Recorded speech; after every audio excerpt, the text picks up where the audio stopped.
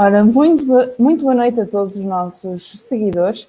Eu sou a Ana Regina Ramos e sejam bem-vindos a mais uma edição do Remata à Conversa. Hoje vamos falar aqui sobre a jornada 31 e 32 da Primeira Liga.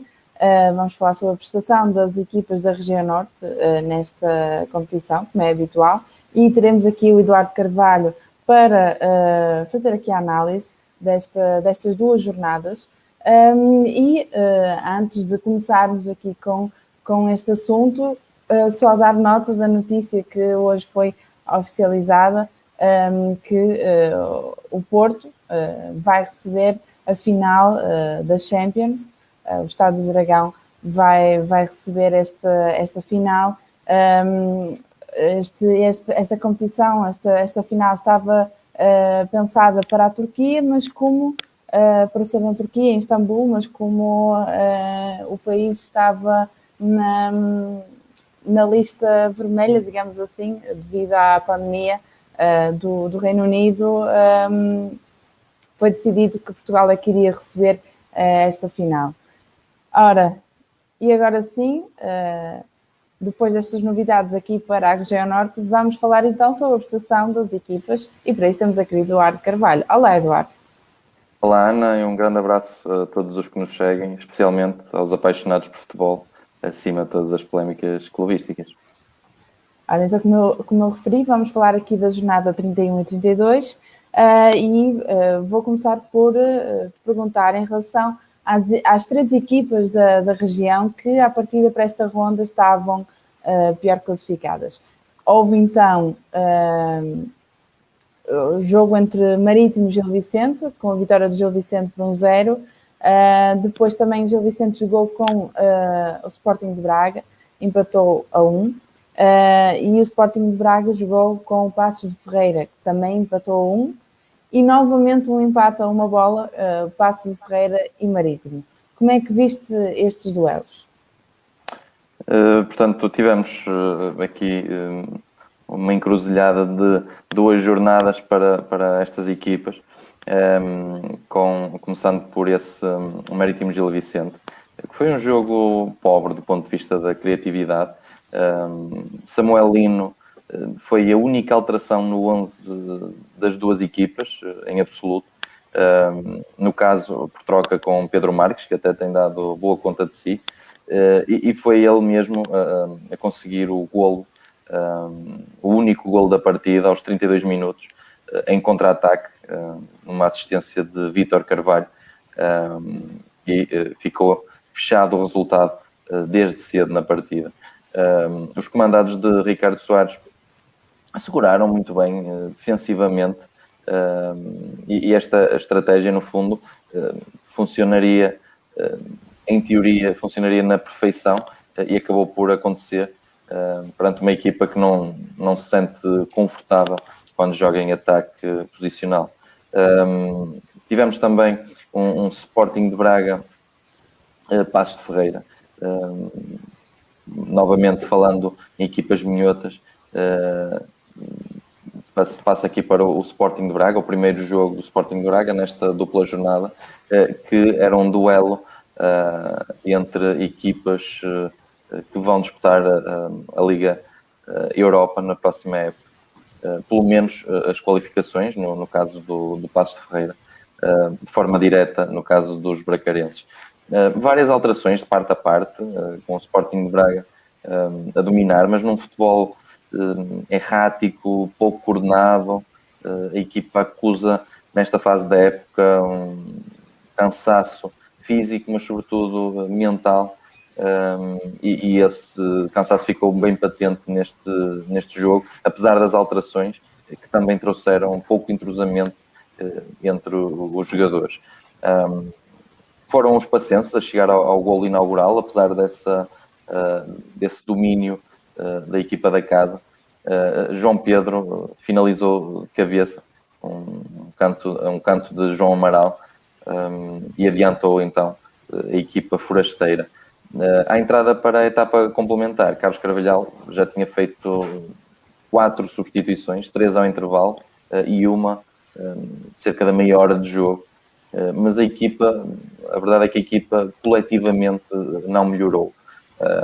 Os Castores até tiveram as melhores ocasiões para matar o jogo, para fazer o 2-0. Recordo-me pelo menos de 3 chances flagrantes, mas acabaria por o golo surgir do outro lado. Numa grande penalidade, Galeno conseguiu evitar a derrota bracarense e por isso 1-1 final. 1-1 que também se registaria na jornada seguinte entre as duas equipas minhotas que referi anteriormente, cujos jogos abordei anteriormente, o Gil Vicente e Sporting de Braga, na casa dos de Barcelos.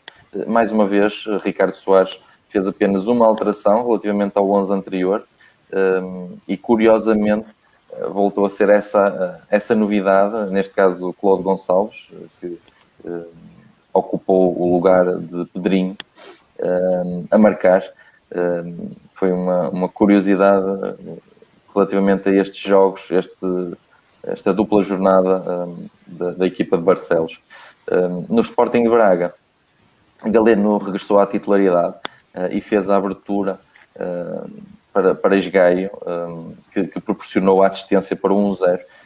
Neste caso o 0-1, finalizado por Ricardo Horta, uma excelente jogada coletiva do Sporting de Braga, que parecia depois ter o jogo à sua mercê para regressar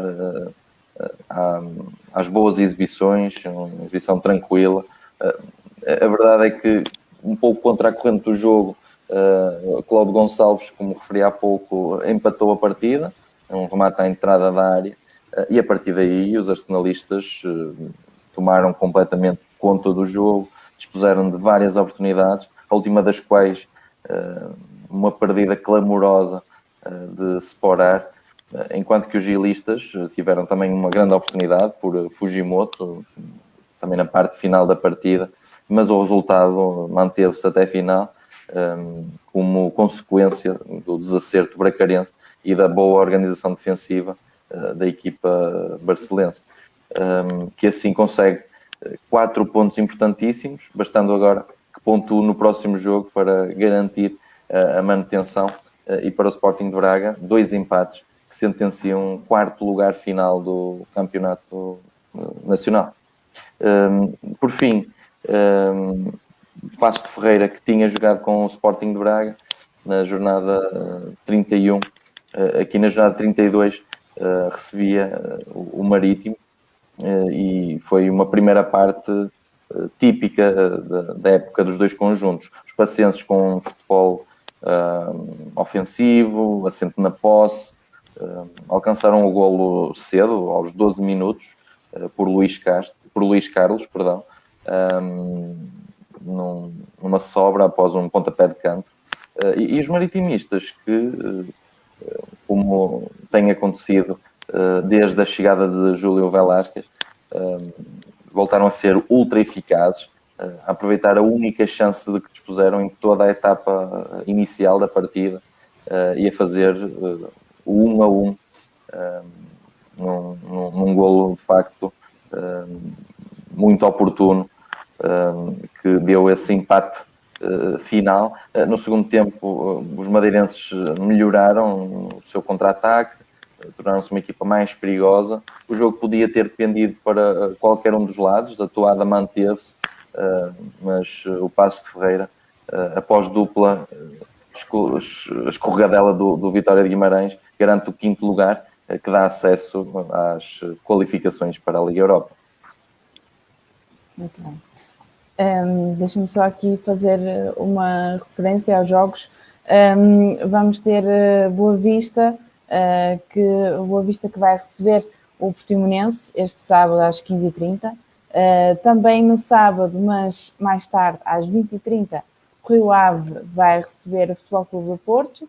E amanhã teremos ainda o Passos de Ferreira Gil Vicente às 19h. Agora, sobre ainda A jornada 32 houve um derby do Minho entre Famalicão e Vitória de Guimarães, com equipas que vinham de resultados diferentes na jornada anterior. Tivemos Famalicão Santa Clara, um jogo que terminou com a vitória da equipa nortenha por 1-0. Depois um empate a 2 bolas entre Farense e Vitória. E depois o jogo entre Vitória e Famalicão terminou por 1-2, com a vitória de Famalicão. Como é que viste também aqui estes jogos para as equipas da região norte? O Famalicão Santa Clara foi um jogo muito bem disputado, com iniciativa para os minhotos, que chegaram à vitória aos 83 minutos, num penalti de Ivo Rodrigues. Os açorianos resistiram muito tempo à desvantagem numérica que chegou logo a partir dos 35 minutos do jogo, e foram dando luta. São uma equipa, à imagem desta época, muito competitiva, muito equilibrada e organizada, mas o resultado acabaria por ser feito nessa grande penalidade. 1-0 para o Famalicão, vitória importantíssima na antecâmara desse derby com o Vitória de Guimarães. Já lá vamos. Primeiro, o Vitória de Guimarães, na jornada 31, jogou em Faro com o Farense e teve uma partida complicada. O Farense, que já há muitos jogos vem fazendo boas exibições, mas tem tido também dificuldade em, de alguma forma, conseguir vencer os seus jogos. Foi assim nesta partida.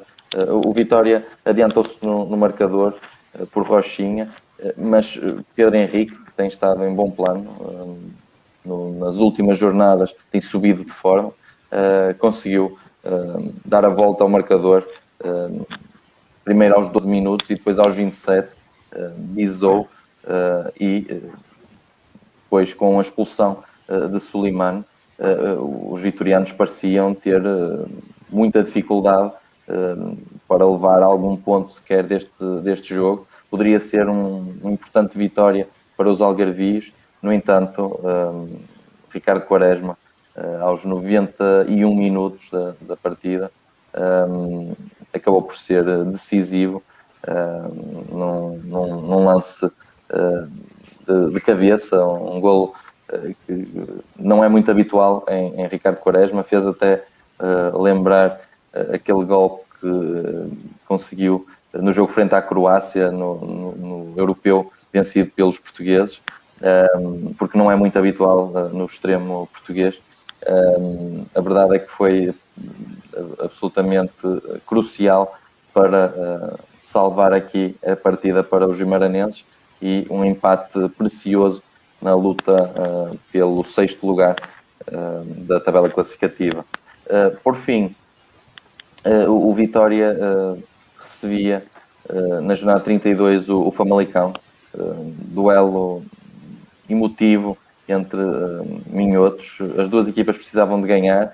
O Famalicão vem numa série mais positiva, mas o Vitória é uma equipa que tem melhorado ligeiramente desde a chegada de Bino os seus processos, e a verdade é que Bino entrou muito bem na partida, pelo menos conseguiu que a sua equipa entrasse forte, pressionasse alto, e conseguiu um golo também novamente cedo no jogo, com Bruno Duarte, um jogador muitas vezes pouco eficaz. Aqui, aos 6 minutos, conseguiu aproveitar da melhor forma um excelente passe de Ruben Lameiras para adiantar os vitorianos no marcador.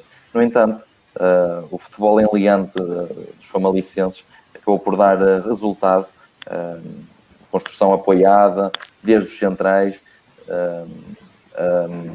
a ser desta vez muito assertiva, a não correr demasiados riscos, a não ser demasiado lento também, como muitas vezes acontece, e o Famalicão porfiou e conseguiu dar a volta ao marcador aos 85 minutos, com Iraberto Tavares a voltar a ser decisivo, ele que já havia conseguido um empate importante na estreia de Ivo Vieira no comando técnico do Famalicão, e aqui aos 85 minutos consegue o seu segundo golo na prova, um golo muito importante, um golaço, novamente, tal como havia sido frente ao Sporting de Braga, e levaria o Famalicão à permanência, que matematicamente, com esta dupla vitória, ficou garantida.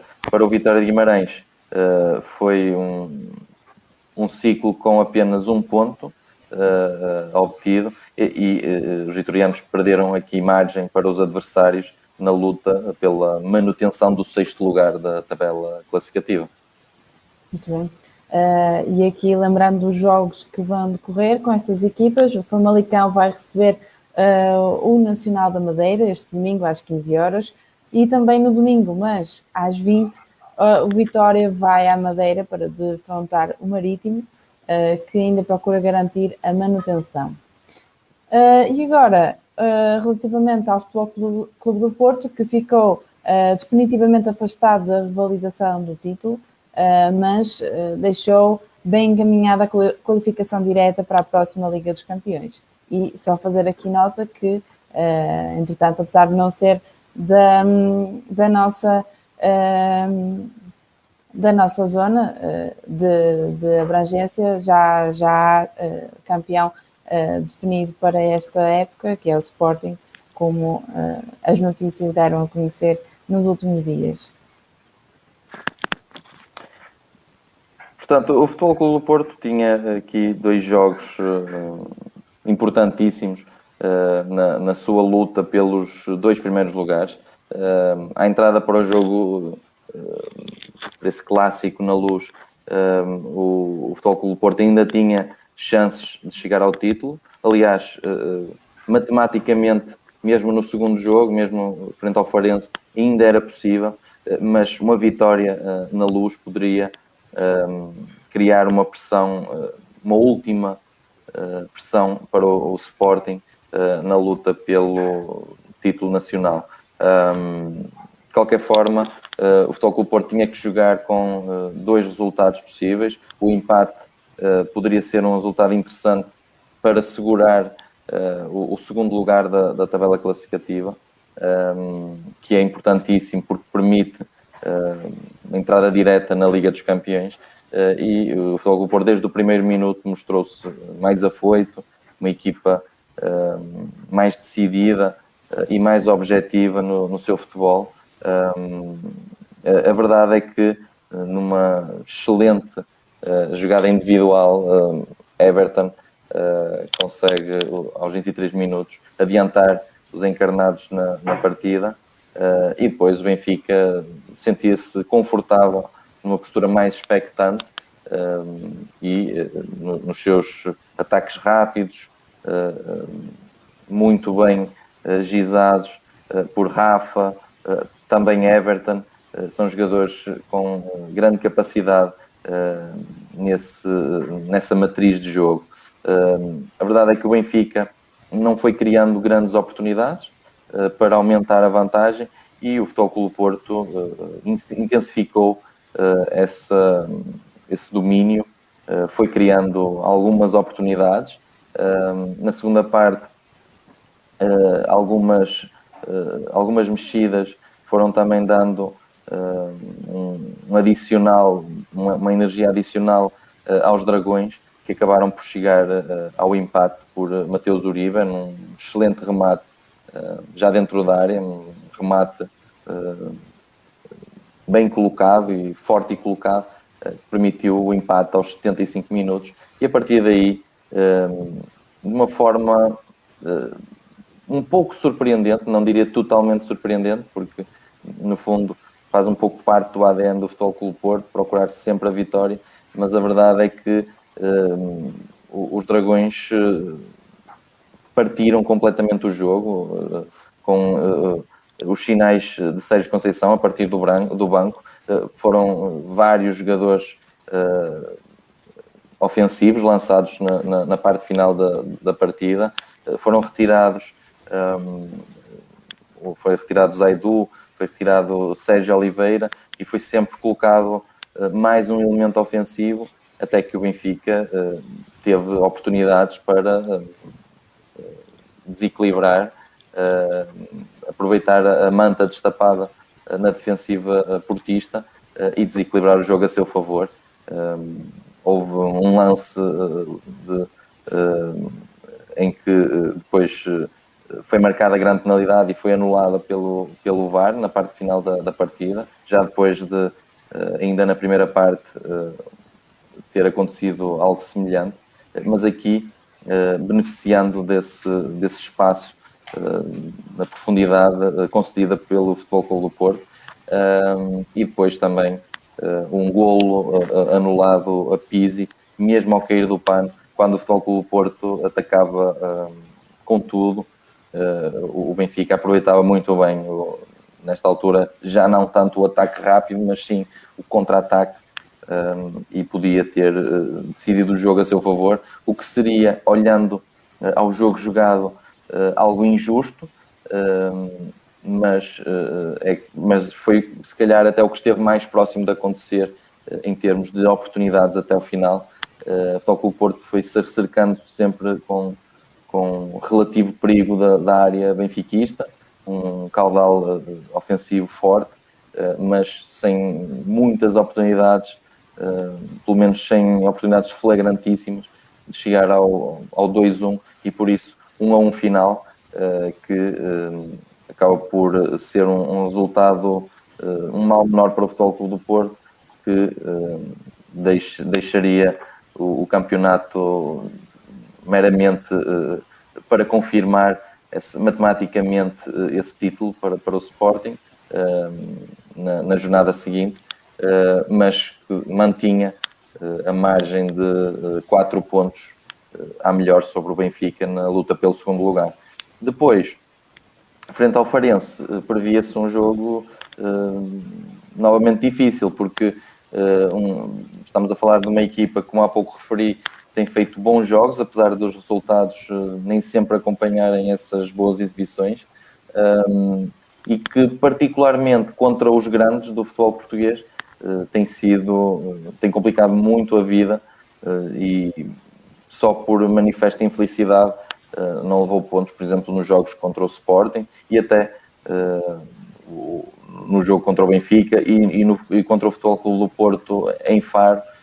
Foi um jogo também muito equilibrado e que poderia ter pelo menos terminado com um empate.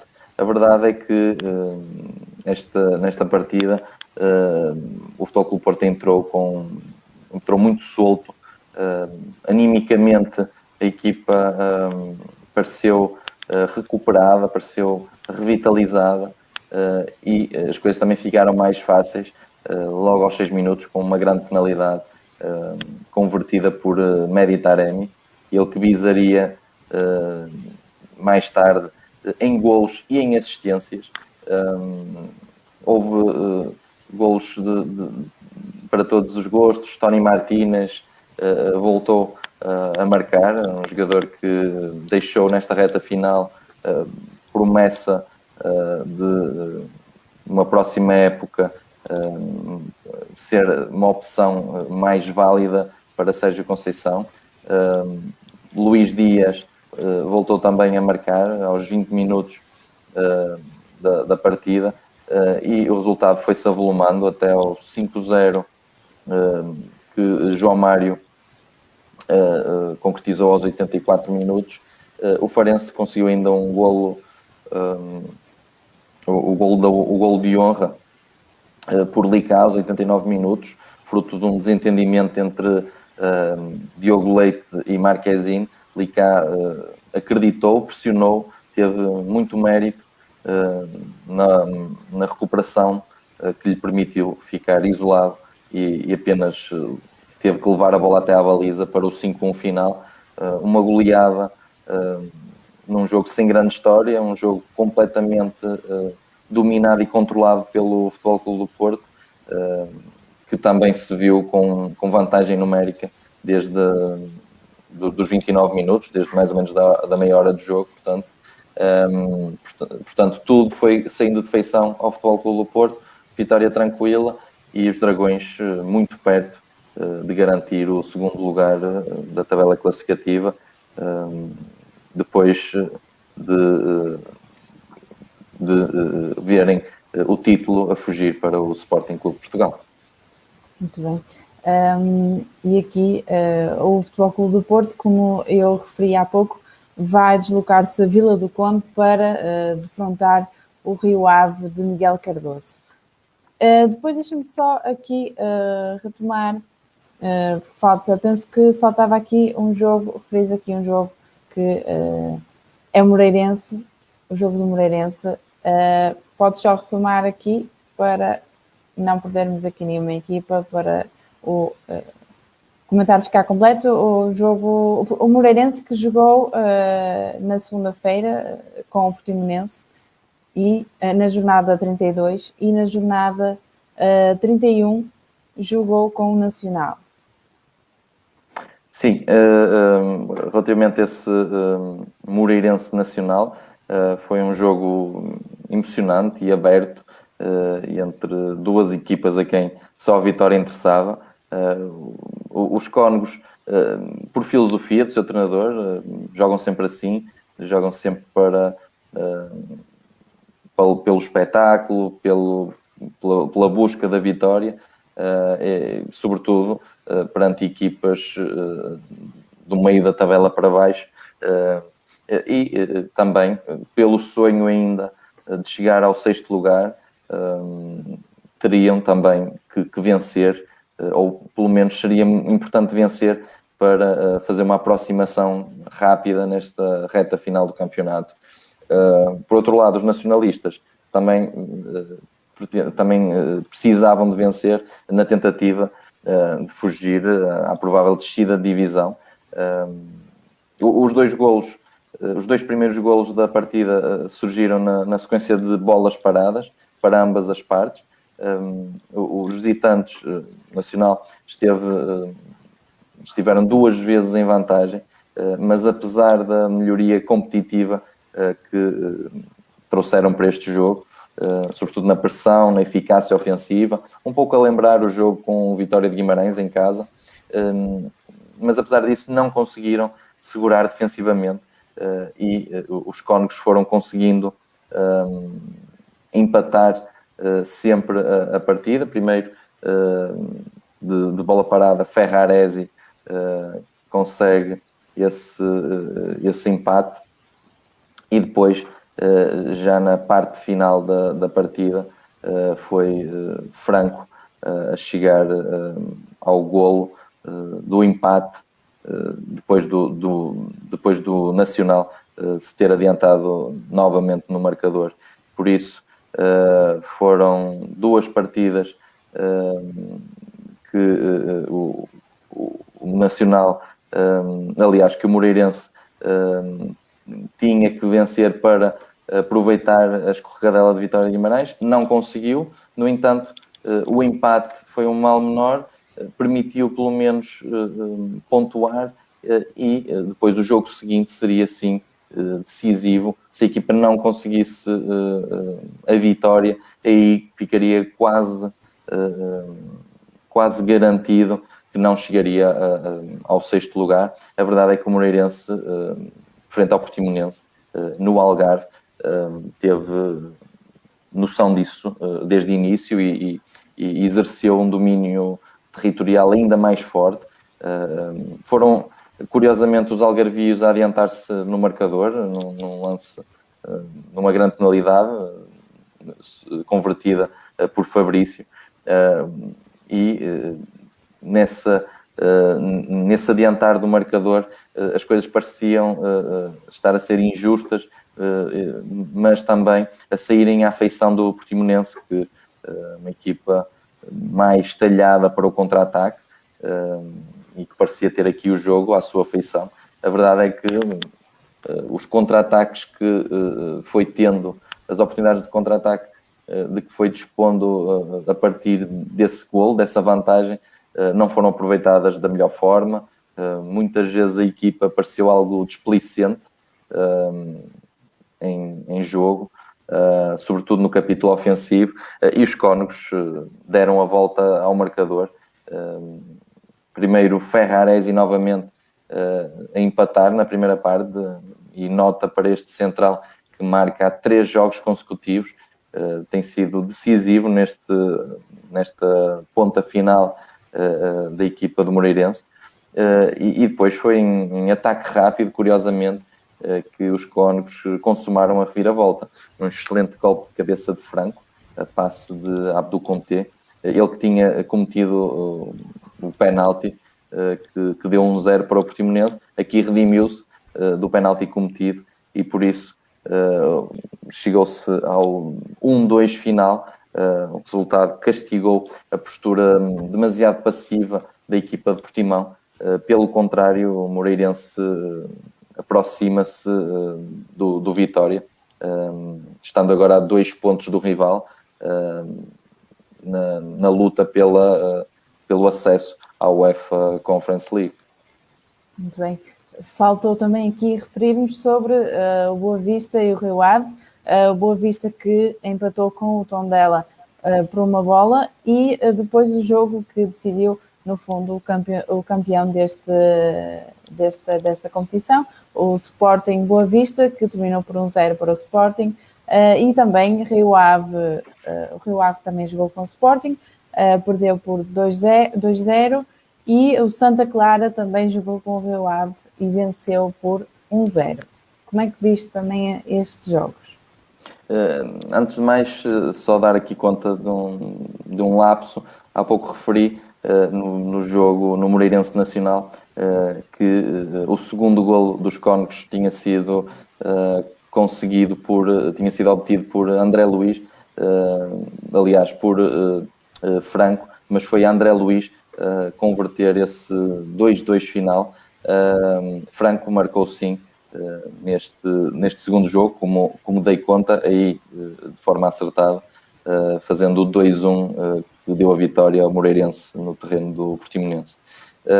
Passando à tua pergunta, sim, o Boa Vista recebia o Tondela num jogo entre equipas com um ADN muito semelhante, mas esta época o Tondela é uma equipa com uma toada mais de posse. Paco Estaran tem preconizado isso no futebol da sua equipa, e aqui tivemos um jogo equilibrado, com os beirões a controlar com bola de uma forma pouco surpreendente, e os achadrezados tentando ser objetivos, conseguindo ser muitas vezes perigosos.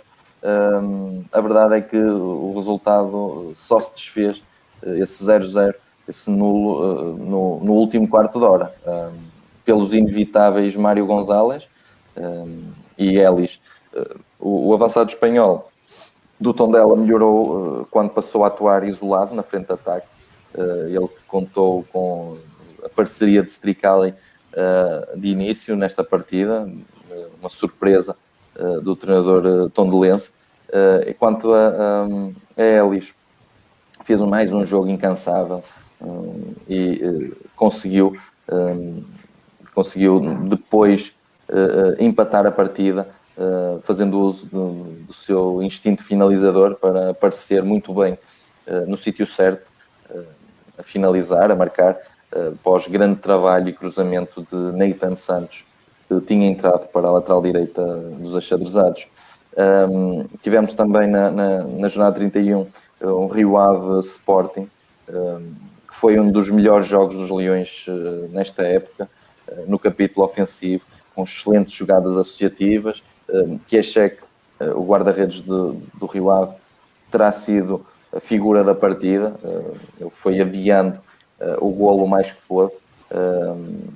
As várias oportunidades dos Leões para chegar à vantagem foram sempre esbarrando no guardião polaco, mas aos 34 minutos Pedro Gonçalves dispôs de uma grande penalidade e conseguiu com isso desbloquear o resultado. e tranquilizar aqui o futebol leonino. E depois, na segunda parte, o Rio Ave procurou ir um pouco atrás do resultado, fez entrar Mané, que estranhamente não foi titular, e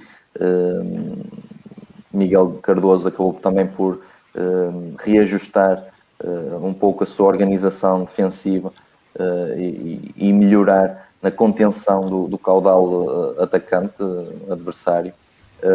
Percebendo isso, Ruben Amorim reinjetou energia na equipa, com a entrada de Mateus Nunes, esse talismã para o Sporting, ele que foi importantíssimo, mais uma vez, na intensidade que deu ao meio campo, na capacidade de condução que tem, e a equipa foi melhorando até ao golo, um golaço por sinal, de Paulinho, um golo que fechou a partida logo aos 63 minutos, porque até ao fim os vilacondenses, apesar do domínio em posse, não conseguiram criar perigo. Por isso, Rio Ave 0, Sporting 2. Tivemos também um Sporting Boa Vista, que foi o jogo do título, o jogo que marcou o título de forma matemática para o Sporting, e a equipa, o até então apenas líder do campeonato, entrou motivadíssimo, com um elevado caudal ofensivo, muito rápido sobre a bola. Sucediam-se as oportunidades para o Sporting, e quando todos estes três fatores estão alinhados, é uma questão de tempo até se chegar ao golo, quase sempre. Foi assim aos 36 minutos, e novamente Paulinho, que nas últimas semanas vinha sendo criticado, aqui em 2 jornadas decisivas para confirmar esta conquista sportinguista, volta a marcar, deixando aqui a sua marca neste sucesso dos verde e brancos. O Boa Vista praticamente só ameaçou num lance. Recordo-me, já depois do 1-0, num lance de Nuno Santos do Boa Vista. Foram 2 jogadores em ambas as equipas com esse nome a iniciar a partida, e apesar desse lance, foi um lance perigosíssimo, Adan voltou a ser decisivo e conseguiu barrar a sua baliza na única verdadeira oportunidade concedida pela equipa da casa. No fundo, parecia que o jogo poderia tornar-se numa goleada para o Sporting, mas esse segundo golo não surgiu, e por isso o final da partida acabou por trazer algum nervosismo natural para uma equipa que está nesta situação de perto de reconquistar algo que já não acontece há muitos anos, mas o resultado manteve-se e o Sporting sagrou-se mesmo campeão nacional. Por fim, esse Santa Clara Rio Ave, que era uma partida muito importante para os vilacondenses, para poderem ter uma almofada à entrada para as 2 últimas jornadas que lhe permitissem afastar-se dos lugares de play-off, pelo menos de descida, mas o Rio Ave não foi, mais uma vez, não foi uma equipa competente, e o Santa Clara beneficiou de um futebol muito dentro do que tem sido habitual nesta época, um futebol muito competitivo, muito assertivo, simples de processos e organizado, sobretudo no capítulo defensivo. Marcou o seu golo e conseguiu uma vitória pela margem mínima, 1-0 para o Santa Clara, e por isso Rio Ave perde duplamente nestas duas jornadas, e é a equipa com pior série de resultados à entrada para as duas últimas partidas. Leva já 11, já não vence há 11 partidas, e por isso preocupante esta reta final para os rioavistas. Quanto ao Boa Vista, ganha um ponto a este adversário na tentativa de fugir ao play-off, mas ambas as equipas estão em risco até de descer de forma direta. Muito bem, agora deixa-me só retomar aqui os jogos que vão decorrer nos próximos dias da jornada 33. Lembro que falamos aqui sobre a jornada 31 e 32. A jornada 33 começa já amanhã. O primeiro jogo será o Paços de Ferreira Gil Vicente, às 19 horas. Depois haverá também o Braga Moreirense, às 21h15 de amanhã, sexta-feira. Depois teremos também um Boa Vista Portimonense no sábado às 15h30. Ainda no sábado haverá Rio Ave Futebol Clube do Porto às 20h30. E depois também teremos Famalicão Nacional no domingo às 15 horas e no domingo também, mas às 20, o Marítimo Vitória. E agora sim, passaremos para os nossos destaques da semana.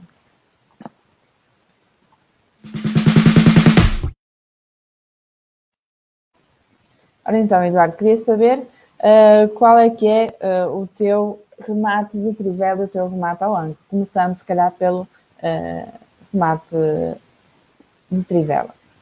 O meu remate de trivela vai para o Paços de Ferreira, que consegue confirmar a época fantástica que realizou. Ainda faltam 2 jogos, é certo, mas no global os Castores fizeram uma das melhores épocas da sua história, não a melhor, mas uma das melhores. Pepa é um treinador aclamado.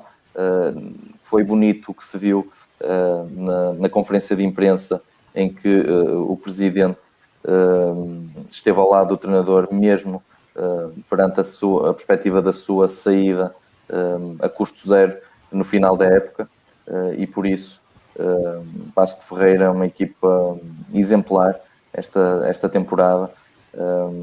Tem tido uma série de resultados menos positiva nos últimos tempos, mas com estes 2 empates, pelo menos conseguiu nesta dupla jornada manter-se invencível perante 2 jogos que eram complicados, e confirmar um 5º lugar, que é o coroar de uma época muito boa dos amarelos.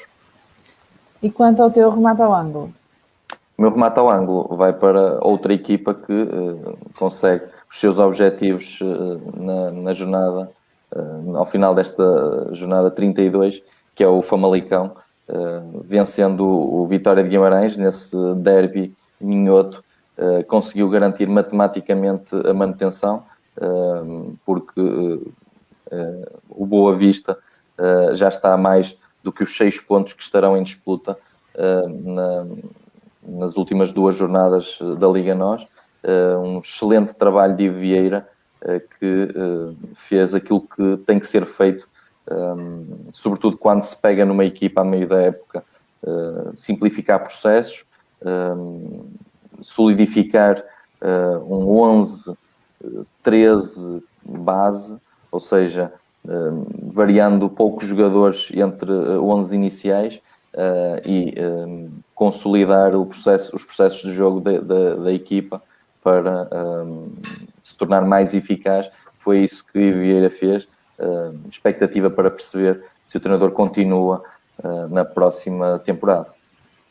Muito bem. E o teu remate final? O meu remate final vai para tenho que fazer aqui essa